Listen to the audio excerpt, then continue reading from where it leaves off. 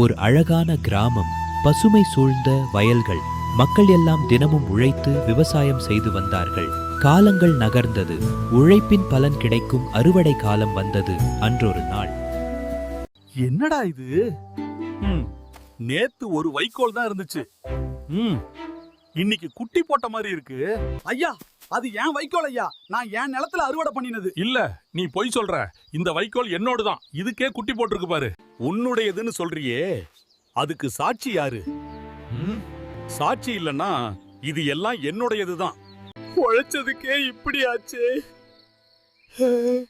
எனக்கு யார் துணை? ஹேய், ஏன் ஏன் இப்படி அழுற? என் வைக்கோல அந்த பணக்காரன் எடுத்துட்டான்.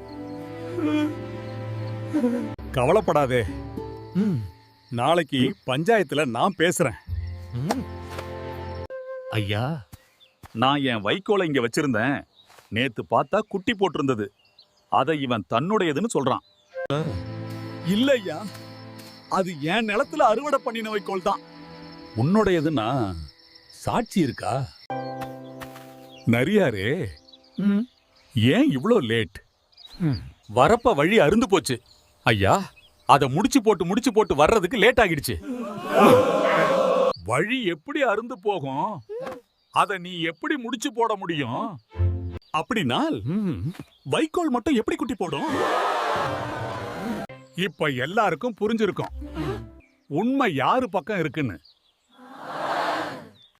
சரி, இந்த வழக்குல உண்மை வெளிச்சத்துக்கு வந்துடுச்சு. சிறிய வைக்கோல் ஏழை விவசாயிக்கே.